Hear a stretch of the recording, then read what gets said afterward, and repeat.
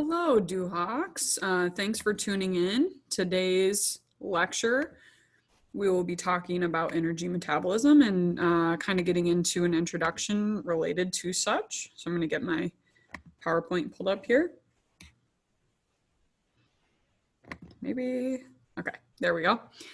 So again, today's topic, we will be discussing the three energy systems, other things to be covered in this particular unit. We will look for us to apply the three energy systems to various types of physical activity and kind of understanding what are the limiting factors associated with such, as well as measurement techniques so that we can understand energy metabolism from a scientific laboratory setting perspective. So again, to kind of give us an introduction to what is metabolism, hopefully this will be a little bit of a review from what you probably have learned in anatomy and physiology. But metabolism is basically the sum of our energy required to power cellular processes and activities. Okay, so again, in anatomy and phys, you should have learned the physiology of digestion, which involves the ability or physiological ability to take food, okay, so take those carbohydrates, fats, and proteins that we have and convert them into a usable form, right? So when we think about digestion, again, we're talking about putting the food into our mouth, being able to break it down into smaller components. Then the next step is absorption. So being able to move those food molecules from in the digestive tract to into the bloodstream. And then metabolism is the next step. So metabolism then allows us to take those food particles and convert them into ATP, which is our most basic form of energy, so that we can use them for what's known as chemical energy. So what's interesting about this component of ATP, again, just mentioned that that was kind of our most basic unit of energy. You can hear Breck in the background. He's supposed to be taking a nap right now, and he's just laying up in his bed. Let me show you. Can you see him on here? He's got like a Curious George stuffed animal and a baby doll and a bunch of other shit in his bed that he got out from his toy box because he's supposed to be taking a nap right now. So at least he's up there, and at least he's staying up there, right? So if you hear him talking in the background, it's his monitor right here because I'm sitting in the basement. Anyway, sidetracked. Okay, so this ATP, again, this is our like energy currency. Again, think about this as like, this is like the dollar bill, right? But we don't really have very much of it stored. We have very, very little ATP stored, only enough to do probably, 5 seconds worth of work, which is insane to think about that that's like our energy currency. So what that tells us is that we're constantly using our metabolic processes in order to convert energy into this form of ATP. Okay, so again, when we think about the importance of metabolism just in general to stay alive, yeah, it's freaking important. And then you think about adding a stressor such as exercise, which requires us to need more of this currency.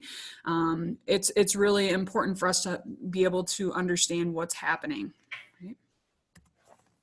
So again, we have three energy systems. We'll talk, that's our topic today, is to kind of dive in and discuss these three energy systems and some of the components associated with such, okay? So we have, sorry this is a little like blocky, the writing here, but one energy system is the ATP phosphocreatine system. We have the anaerobic glycolytic system, sometimes called the lactic acid system or anaerobic glycolysis. Those are kind of the names for that system. It's kind of our middle system. And then the aerobic system, also sometimes known as the oxidative system, okay? So again, we want to kind of look at what are the pros and cons of each of these systems, right? So when we think about the ATP phosphocreatine system, duration Probably up to 12 seconds. This says up to 20. I think probably up to 12 seconds is probably a better estimate for us with the system. Again, it's anaerobic, which means it doesn't require oxygen in order for this pathway to occur. What's it going to use? Well, first we're going to use up the muscle ATP stores. So what do we have stored? Again, I said up to like 5 seconds worth. This source says 1 to 4 seconds for muscle ATP stores. Okay. Then for the next portion of this system, we're going to use phosphocreatine in order to produce more ATP. And this will come from those phosphocreatine stores within the muscles. Okay. Benefits of utilizing this system, it's super powerful. It's our most powerful of the energy systems that we have.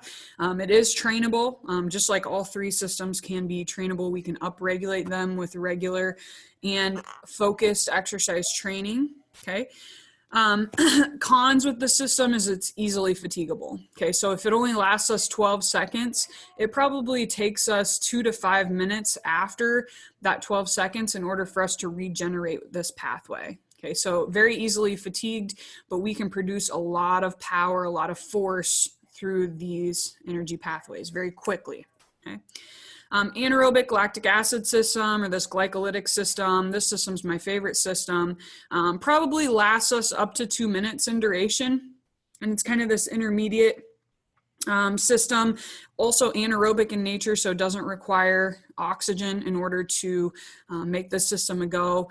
Like I mentioned, it's kind of intermediate for us, so it produces an intermediate amount of power, and it's intermediately fatigable, I guess. So again, it can last up to 2 minutes. Think about an intensity of like 90% or something like that. Do you hear him? Mommy, I'm done taking a nap. No, you're not. You've been up there for freaking 15 minutes, buddy. Lay down. Other things to note with this energy system, we're going to utilize sugar. Okay, so we're using glycogen, which is basically your storage form of sugar. Okay, we are also going to produce something known as lactate or lactic acid, kind of as a waste product. And I say waste product because it's not really a waste product within this particular system. Okay, so again, anaerobic, exclusively carbohydrate, and it's kind of intermediate in power and intermediate in fatigability. Okay. Aerobic energy system, the sky's the limit in terms of duration. Aerobic in nature, so this is the first time that we have utilized oxygen in this story. Okay, we can use sugars in this system. We can also use fats in this system. Okay, so this is the first of our energy systems where we're able to metabolize fats. Okay, these first 2 systems, these high power systems, require us to No, you're not done taking a nap. You need to lay down. You can read some books if you want.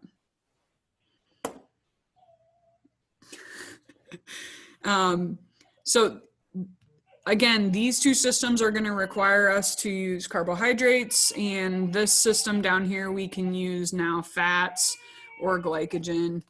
We can also use proteins if we absolutely needed to in this particular system. See how long this lecture lasts today? Not happy. Okay, so let's take a look at this ATP phosphocreatine system. Okay, remember, an enzyme is something that's going to help us to speed up a reaction, okay, or a conversion of one molecule and in one chemical form into another chemical form. Okay, so the most basic thing that we can do is take this ATP molecule and break it down into ADP, 1-phosphate, and by doing so, the breaking of this phosphate bond allows us to release energy. Let's see if I can use my little, again, I don't have a touch screen, so this is gonna be iffy. Okay, so again, adenosine triphosphate or ATP. This is gonna take me forever to do. Okay, so you have this adenosine molecule, and then you have triphosphate. So you have these 3 phosphate bonds.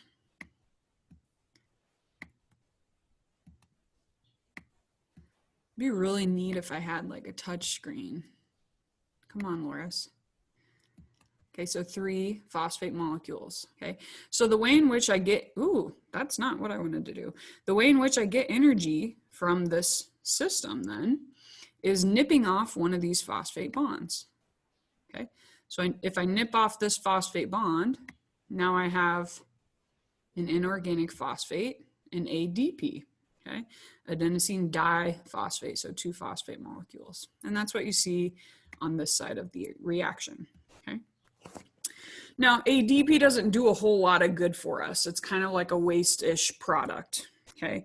So now what I can do is take this ADP and I need to regenerate it through finding a phosphate molecule. And so what I'm gonna use is phosphocreatine, okay? A creatine molecule that also has a 1 phosphate bond to it, okay?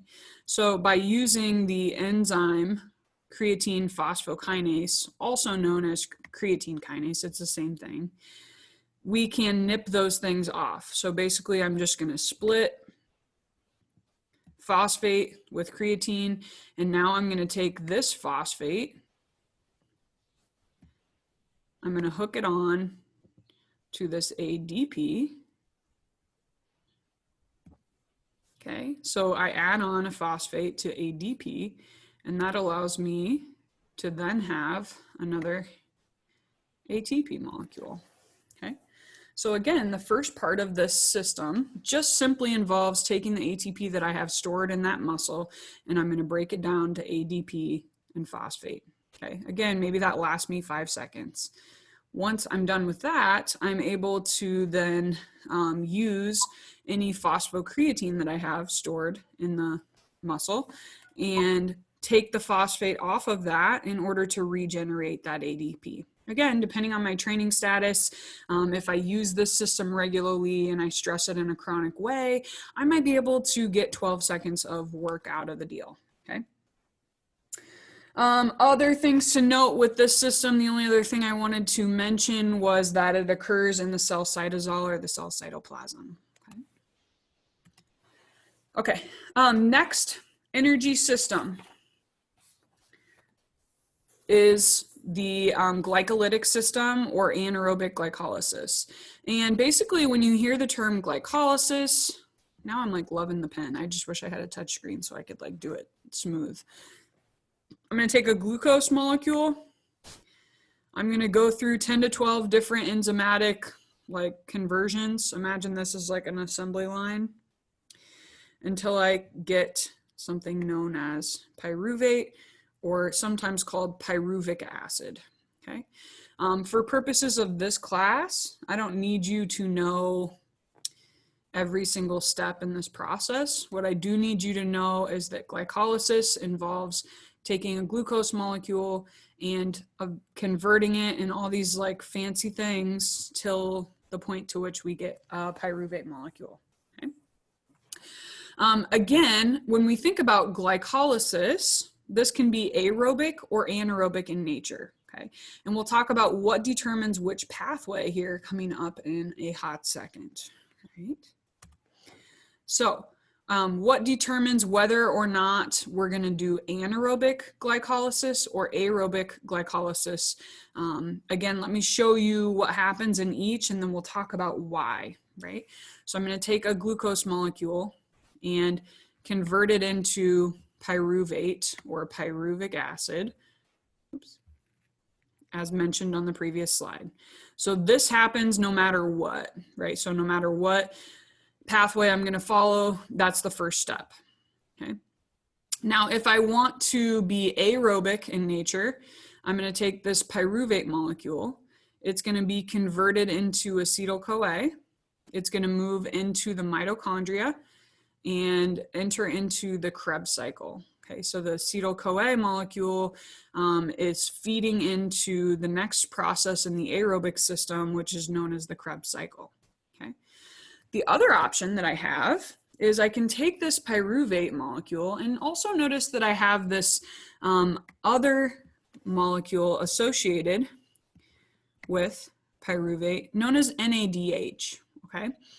And turns out again, this is occurring inside the cell cytosol. So glycolysis occurs inside the cell cytosol, cell cytoplasm. Turns out the body doesn't like love this NADH. Okay, this molecule is acidic. So imagine that I'm doing something where I'm producing a lot of energy in the cell and I'm producing a lot of NADH. That's acidic and the cell doesn't like that. So the cell wants to get rid of that acidic molecule. So what it's going to do is take this pyruvate and NADH, and basically it like takes the H off of this NADH and combines it with pyruvate, and that forms lactic acid. Okay, that gives us lactic acid and NAD. Now, lactic acid is a very chemically unstable molecule. It doesn't like to stay in this configuration. So almost as quickly as I produce lactic acid, I will then also convert it into lactate and one hydrogen molecule. Okay, so again, let me go through this anaerobic side again for you. So I had glucose and I converted into pyruvate. That's the process of glycolysis. One of the byproducts associated with this process also produces NADH. The body doesn't like NADH. And again, imagine all of this is happening like inside of a cell, right?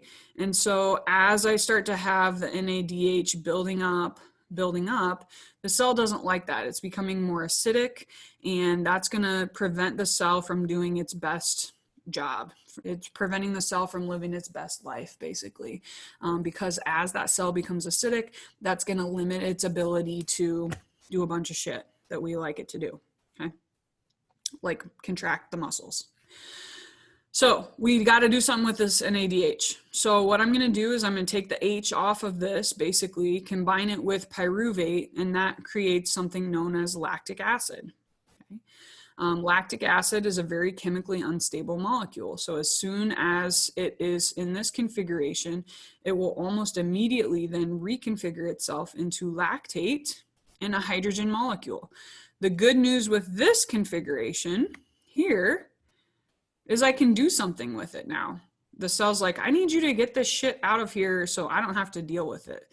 So basically now that I have lactate and hydrogen, the cell's gonna dump that into the bloodstream. So here's my bloodstream down here. Isn't this nice? Okay, hey. So basically, stop. Why does it keep doing that? Because I don't know what I'm doing. Lactate plus hydrogen. We can easily get this across the cell membrane, dump it into the bloodstream. Now the cell can continue doing work because these acidic things, this H molecule, which is acidic, isn't like limiting me, okay? Now, if you were in charge, okay, which of these pathways would you prefer to take? Okay, your body wants to choose the aerobic pathway. This pathway is nice because I can go at a slow enough rate that I can cope with NADH, okay? So really, so far, this has nothing to do with oxygen at all. We haven't even mentioned the word oxygen as we're trying to determine which pathway we're gonna take, okay? So we wanna choose the aerobic pathway because it's less tolling on the body. Okay. Now, let's say that I can max out this pathway and I can get like 80 ATPs per minute. I don't know if that's an arbitrary number, but whatever. Okay. But let's say I'm running, for example, and I'm going to go up a pretty good size hill, and I need more than 80 ATPs in that minute. Okay. So once I max out this aerobic path, but I still need more energy, then I have no choice but to then also rely on this anaerobic path, okay? So the only reason I choose anaerobic is because I've already maxed out aerobic, okay? So again, if this maxes out at 80, but I need 90, 100, 110, whatever, my body's like, okay, let's do whatever we can to make enough ATP so that we can get up this hill and maintain our intensity or whatever, right? And so we'll choose this pathway simply because we've already maxed this out and we need more energy. Okay. So you've heard this term before, I would imagine, lactate threshold. So when you look at lactate threshold, let me get my notes organized here. Lactate threshold is the point at which blood and muscle lactate levels increase abruptly. Okay. So again, when we think about these anaerobic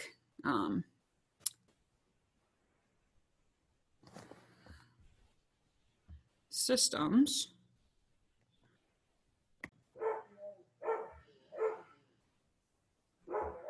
okay. Sorry, needed a quick break there. So lactate threshold, the point at which blood and muscle lactate levels are going to increase abruptly, okay? And so basically what we're looking at when we measure lactate threshold, we're looking at blood lactate levels, okay? So again, if you remember back, let me go back to the previous slide. Once we've produced lactate, we're putting it into the bloodstream, okay? So what we're measuring when we measure lactate threshold is how much of that lactate has now been transferred into the blood, okay? So it's basically comparing lactate production with lactate clearance. So it doesn't just tell us about how much lactate we've produced, but it also gives us information about what we've cleared. Okay. And in order for us to understand what clearance is, we have to know what the fate of that lactate is once it is in the blood. So let me scroll back here. So again, I'm going to take this lactate molecule, if I follow the anaerobic pathway, and I'm going to put it into the bloodstream.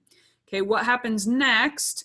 I can carry that lactate to the liver. It can be processed there and reconverted into glucose. Okay, the more often I train this pathway, the more often I do exercise that's similar to stimulating this pathway, the better I am at converting that lactate back into sugars. Okay, for some people, if you're not fit, and you don't train this system regularly, it'd be very difficult for us to do that while we're exercising. However, if you think about individuals that train this system regularly, basketball, for example, track, okay, are two really great examples. Wrestling would be another great example of athletes that are using this system heavily, okay? So track, we think like 800, 400 runners, okay? So again, when you think about the dynamics of basketball or wrestling, I'm going to go at this high intensity for maybe a minute, maybe 2 minutes or whatever. And then I get a short amount of recovery time before I have to do that again. Okay. Maybe someone got fouled. Maybe there was a timeout. Okay. So again, that gave me 30 seconds or so to recover and regenerate some of this while still participating in that activity. In wrestling, maybe somebody goes out of bounds. So I have 15 seconds to get back to the center so that they restart us. Or the end of each period, same thing. I might have, 15 seconds or whatever to regenerate a little bit in order to get myself recovered. So really good anaerobic athletes are able to convert that lactate from what's in the blood back into sugar, back into glucose. And they do that because that lactate is going to travel and be cleared at the level of the liver. Okay. So let's take a look at this lactate threshold situation. Okay. Here you can see an example of someone who has not trained, shown in blue, and someone who is more trained in red, okay? Imagine this is the same person, okay? And notice that at lower intensities, both scenarios result in similar lactate levels, okay? So again, if I'm working below, like, imagine this is like 87%-ish. 87 is a good estimate. This is 87%. So when I'm below 87%, my blood lactate production and clearance are equal. Okay, so at those moderate intensities where I'm relying pretty much heavily or exclusively on the aerobic pathways, I'm able to produce some lactate, but I'm also able to clear it at a similar rate. So they're not really modified. Okay. So again, let's go with blue. This person is untrained. Imagine that I haven't ran in months and I go out there and I start running. Okay. So now I can run at a speed of 10 kilometers per hour before I reach that 87%-ish threshold. Okay. At that point, at the point at which I reach lactate threshold, if I go faster than that, or I increase my intensity above that 10 kilometers per hour, I'm going to start to see a substantial increase, or a substantial, increase in lactate levels within the blood. Okay. I cannot maintain intensity at this level for very long. How long can I maintain it? As an untrained person, I would say maybe 2 minutes. Okay. So again, I can run at these faster speeds, but I'm sure for not very long if I'm above this lactate threshold. Okay. So now imagine that I have joined the cross country team and I've been training a lot and I've been running every day and I'm getting a little bit faster. I'm doing some workouts which are called tempo workouts, which really help to improve and push the lactate threshold to the right. And now we're towards the end of our season and you can see that my lactate threshold has now shifted to the right. Now I can run at 11.8 kilometers per hour. And that's equivalent to that 87% that I talked about, okay? So a couple things to note here. Now I can sustain a running speed of 11.7, no problem, right? Whereas before training, I was only able to maintain that 11.7 kilometers per hour for a short amount of time. Okay, so by pushing my lactate threshold to the right, I'm able to maintain that upper end of moderate intensity for a prolonged period. Okay, so I'm able to run faster without stopping, basically, or without having a buildup of waste products as I become more trained. The other thing I want to point out to you is what happens on the right side of the curve here. Okay. So notice that the untrained version, I was able to get to my maximal lactate amount within my blood, about 9. Okay, so maximal blood lactate levels were about 9 for me as an untrained person. Okay, as I become more trained, check this out. Okay, so here would be 9, which is fast. I mean, that's 19 kilometers per hour. That's pretty cool. But notice that I can go higher than that. I can tolerate more waste product, okay? Again, when we think about elite athletes versus non-elite athletes, one major separating factor is pain tolerance, okay? I simply am used to putting myself in painful situations and I embrace that, right? So I'm able to continuously put myself in these uncomfortable situations. You know, you've heard the saying, get comfortable being uncomfortable, right? Elite athletes love being uncomfortable. We want to feel pain. We like that. We yearn for that, right? So I'm able to feel more pain before I'm willing to give up. Again, is this a psychological factor? Partially, okay? So again, as a more trained person, am I psychologically maybe more mentally tough than somebody who's not as well trained, somebody who hasn't put themselves in those painful situations before? You bet. But there's also a physiological component as well, right? The physiological component says, hey, I'm used to feeling this way. I'm used to having this waste product build up inside of me, and I'm okay with it because I know that eventually I'm going to recover from this, okay? So it's both physiological and psychological. The other kind of cool thing that I just recently read about pain tolerance, and again, I just think it's interesting. We think about, you know, this maximal end of maximal intensity. What's gonna make you quit before someone else, or vice versa, right? What's gonna make you push and not quit before someone else, right? What's this mental toughness piece, right? And so I'd always kind of thought like, oh, you know, am I mentally tough? And so now I've kind of self-selected the sports where I would be successful because of that. I got shit for talent, but I am not afraid to like die while I'm running or something. You know what I'm saying? So like that's my skill set. So is that why I have been gravitated towards running and endurance sport and that sort of thing? Or is it the other way, right? Has running, has endurance sport, has whatever your sport, wrestling, for example, is another great example of an athlete who's very mentally tough. Not to, you know, say that there aren't, you know, other mentally tough athletes. There's tons of mentally tough athletes out there. But we think it's through failure, and we think it's actually through our experience that you build that, right? So that's not an innate quality that you were born with, right? You're not born mentally tough. You develop that over time through exposure to painful situations and through failure and things like that. And knowing that, hey, we are going to survive, right? I can put myself in this situation, and at the end of the day, I'm not going to die, right? So again, we think about this as it relates to kind of that complexity of performance. I think that's super cool to think about the relationship and the intertwining of the physiological piece, but also the psychological piece is super important as well when we think about success as an athlete. All right, that was my little side spiel for the day. Right. So again, we've talked about the difference between anaerobic and aerobic glycolysis. Now we're ready to dive into that aerobic pathway. Okay. So again, we said in order for us to choose aerobic, I'm going to take my glucose, I'm going to convert it into pyruvate, okay, which you see here.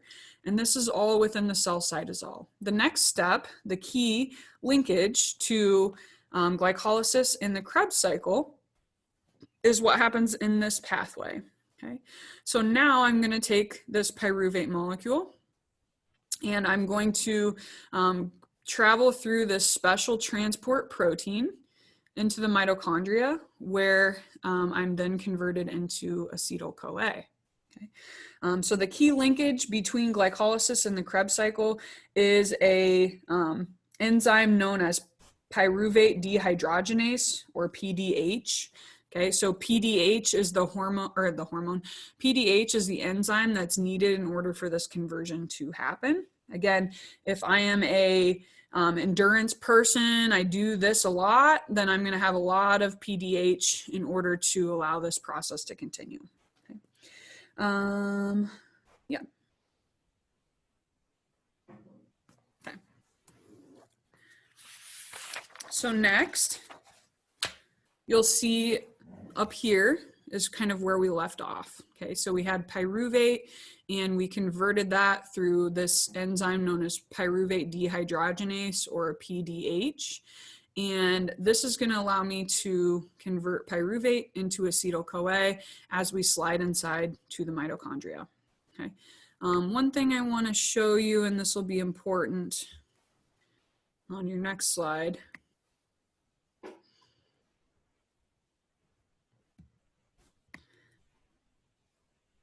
Again, imagine this is the mitochondria. I know I'm not a great artist. Okay, kind of looks like a mandarin orange a little bit. So I carried the pyruvate into the inside of the mitochondria. So again, we pass through 2 layers. So it's like a double layered structure. Okay, and that'll be important coming up in the next couple slides here. So again, you can see how I moved pyruvate all the way into the inside of the mitochondria. And that's where the Krebs cycle or citric acid cycle will occur. They're the same thing. Did you know that? Citric acid cycle, Krebs cycle, those are the same thing. I spent like 4 years of my life thinking there were 2 different processes because they're like different names. Same thing. It's the same process, right? So don't let that trip you up. You might see it called one versus the other depending on which source you're looking at. So know that those 2 words can be used interchangeably. Okay. So the way I like to describe the Krebs cycle or the citric acid cycle is it's kind of like a recipe. Okay. And in order for us to make this recipe work, okay, imagine that we are going to make chocolate chip cookies. Sounds delicious as a pregnant person over here. right? So I need acetyl-CoA and I need all these other components in order for my recipe to work. Okay, so when we apply this to chocolate chip cookies, you know, I need flour, I need butter, I need sugar, I need the chocolate chips, I need vanilla, etc. in order to make chocolate chip cookies, right? Now, I want you to imagine a world where you ran out of eggs, for example, okay? And in order to still make chocolate chip cookies with what you have in your house, you can do some substituting, right? If you didn't have eggs, you could use applesauce instead. I know I'm going to be really expanding your baking horizons here in just a second. Okay, so I could use applesauce as a replacement. Let's say I didn't have butter. Okay, something I could use in place of butter would be oil, for example. Okay, so there are a few things within the cookies that I can kind of interchange, and at the end of the day, I'm still going to get chocolate chip cookies, whether I use those eggs or that applesauce, right? So that's all good and dandy, but I want you to imagine that there is one ingredient that I absolutely have to have in order to make chocolate chip cookies that cannot be substituted, right? And that ingredient is chocolate chips, yes?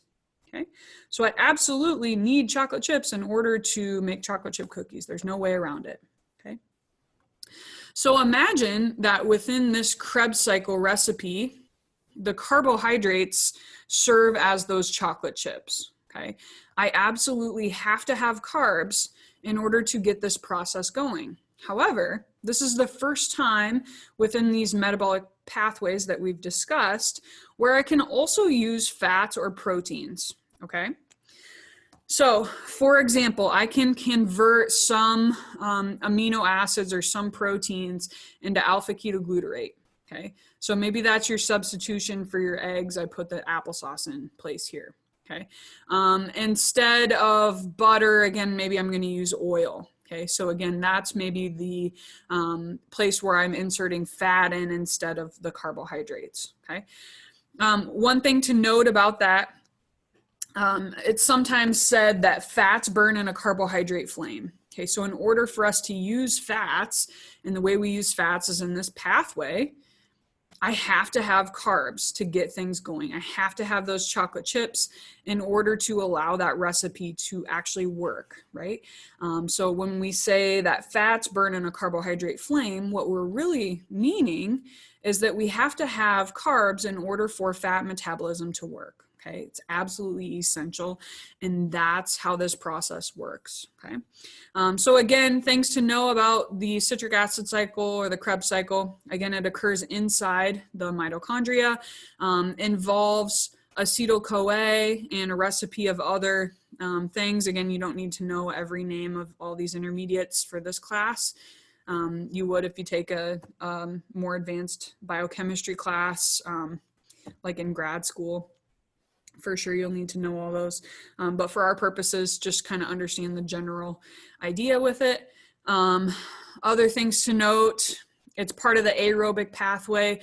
Notice that we haven't talked about oxygen yet. Okay, we do produce CO2 in this pathway, but as a waste product, but we don't use oxygen yet. Isn't that crazy? Glycolysis and Krebs cycle, we're not actually using oxygen yet, but it's coming. It's coming up. All right.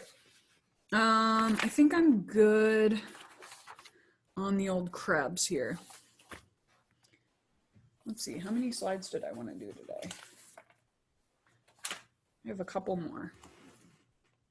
So the next step in the process, my favorite part of this whole shebang, okay, of the oxidative pathway is the electron transport chain, okay? So now, if you take a look at my beautiful image that I drew for you of the mitochondria, the electron transport chain is going to occur on this inner mitochondrial membrane, which you can see I'm putting little dashes through here, okay? And this will be important for us as we start to think about the permeability of each of these walls, okay? So let's take a look. Electron transport chain. So here, let me get my pointer out. Here is the inside of the mitochondria, okay? Here is that inner mitochondrial membrane that I just put dashes through. And then this is the space between the inner mitochondrial membrane and the outer mitochondrial membrane. Okay.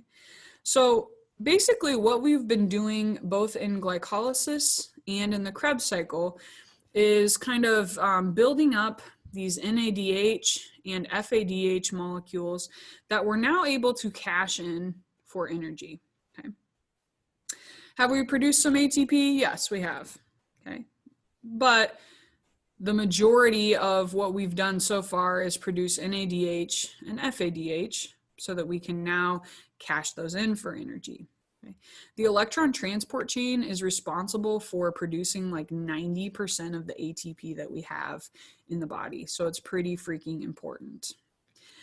So what I'm going to do is I'm going to take this NADH and FADH that I produced in both glycolysis and the Krebs cycle, and now I'm inside of the mitochondria. And what I'm going to do is I've got these protein complexes. So there's 3 of these complexes here. And I'm going to shuttle these electrons or these H+ molecules across this membrane. And as I do so, notice the positivity on this side, okay? Lots of positive molecules. And I also have a high concentration as well. So we've created an electrochemical gradient, okay? So the electrical charge out here is positive. The concentration is also high, okay? So now I want you to imagine your life as an H+. And imagine that there's this like option, this like little pump where I could go in or out, or I could, I can stay where I am, whatever. What would you like to do? Right? If I'm an H+ molecule, I want to go down my gradient, right? There's not a lot of pluses, and there's not a lot of H's in this side. So I'm going to flow down my concentration gradient. I'm going to flow down my electrical gradient through this ATP synthase pump.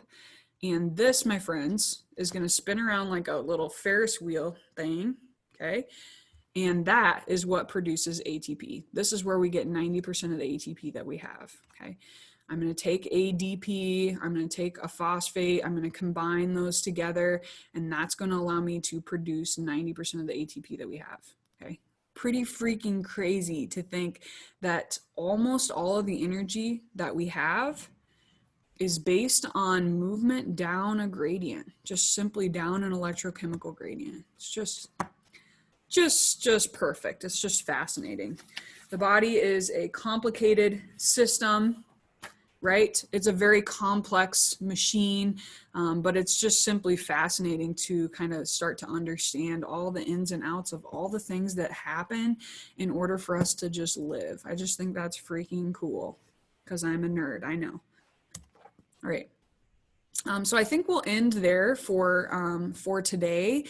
Here we can kind of see a metabolism summary, and we'll kind of get into this in more detail in the second part of this particular lecture. But again, I do want you to spend some time reviewing those energy systems. Let's see, should I make a whiteboard for you here? Yeah, let's do it real quick. Okay.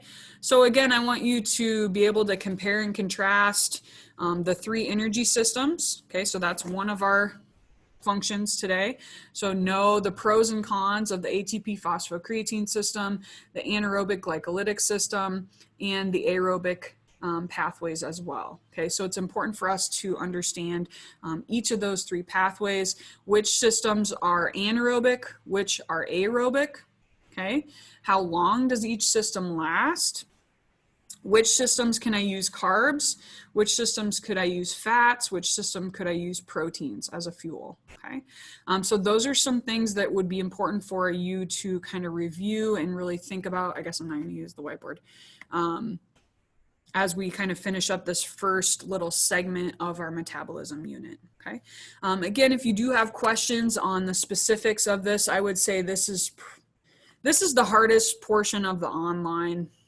This is the most complicated segment of our online learning, all right? So again, if you do have questions on those systems and how they work together and that sort of thing, please do let me know. But otherwise, we'll move forward in the second segment and look to be able to apply those to how we're going to utilize energy. Right? Hope you guys have a great day, and I will see you soon.